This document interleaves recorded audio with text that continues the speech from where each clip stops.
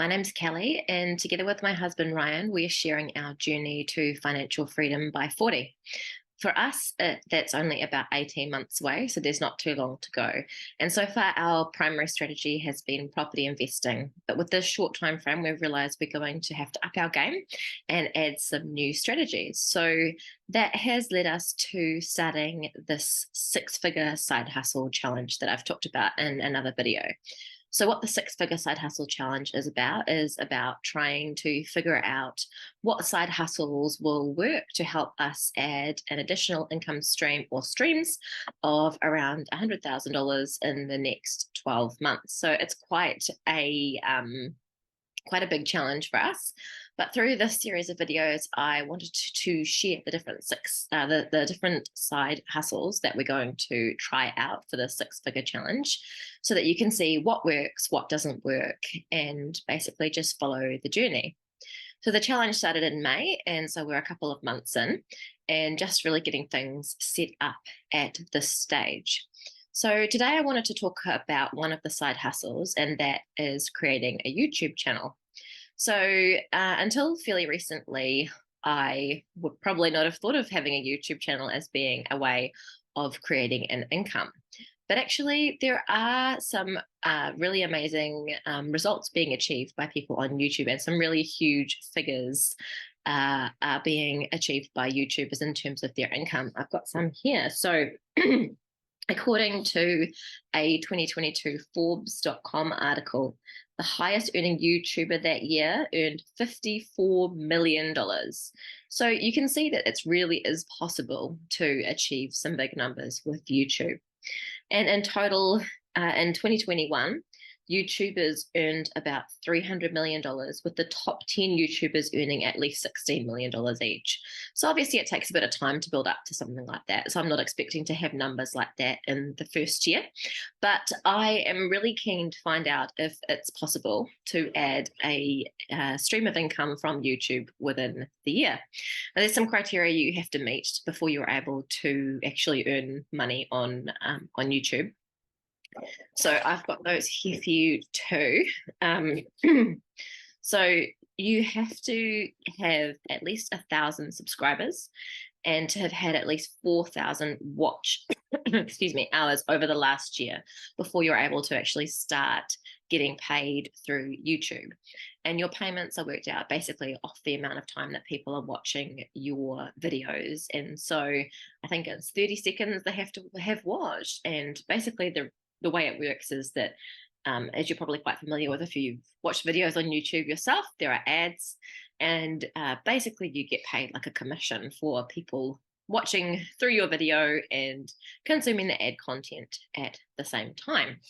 So where I'm at the moment with this challenge, I've had a YouTube channel set up for quite a while. I've had a few videos on there, but haven't posted regularly on it. So what I'm wanting to do as part of this challenge is to start posting really quite regularly on the channel, at least once a week, probably more than that, to be able to get the numbers up, get the views up, and also get the subscribers up. Because if you're producing good content, then hopefully lots more people will come and land on your videos and start watching them, and watching them for a decent length of time as well.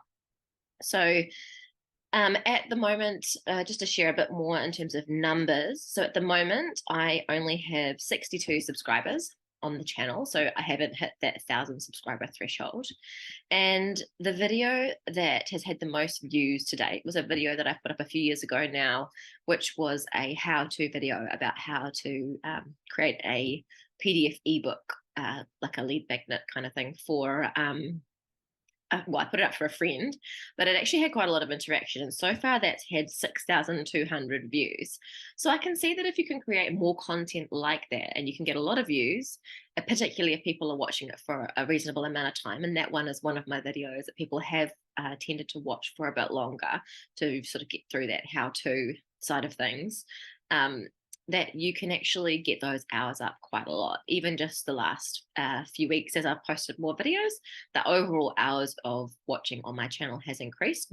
We're not talking about big numbers because there isn't a lot of new content on there, but definitely it is on the improve. So over the next little while, the plan is to post a lot more videos just to get get those hours up and hopefully get the subscribers up. And I want to keep a close eye on the statistics for each of the videos as well, so that I can see what sort of content is working and what content people interact with, which ones get the longer amount of times, watch hours that you're getting up those past that 30 seconds mark. So keep an eye out if you're interested in following the channel. Make sure you hit the subscribe button here. You can also find us on Instagram. We share a lot of our content on Instagram at Financial Freedom by 40, the word 40, FORTY. Yeah, make sure you keep up with all the different side hustles. As I said, this is the first side hustle that I'm going to be sharing. At this stage, there are 8 different side hustles that I'm going to be sharing. I might add to that as time goes on. And I should also remind you too, for the side hustle challenge, I've set some rules around the side hustles. So they have to be scalable. That is that you can basically almost set and forget it. So you can do it and it can grow really easily without you having to put lots and lots of extra time into it. So that it's something that basically the goal of the challenge is to be able to have income streams that you can do from anywhere with very little time input, so that, for example, we can travel the world with our kids and not have to worry about doing hours for dollars work anymore. So that leads me to the second part, which is that I'm focusing on side hustles that aren't hours for dollars type work. So for a long time, I've done freelance work, and I'm going to continue to do this while when we do ultimately end up traveling, because it's a really good way of making money. But the side hustles that we add, I want them to be ones that we don't have to do hours for dollars. So with the freelancing, obviously, if I'm selling my time and I'm invoicing for my time, every hour that I do is an hour of time I have to put in. Whereas with something like YouTube, then I can record a video. I could spend an hour recording videos like this, post them to the channel, and then they get watched over and over and over again without me having to do any more work for that. So that sort of ties into that scalable and hours for dollars part of the challenge. And then the other thing is that they have to be able to be done from anywhere. So I wanted to choose side hustles that don't require me to be in a particular location. So some things you have to be based in a particular country. Some things you need to, say, for example, if you have products, it's quite hard to do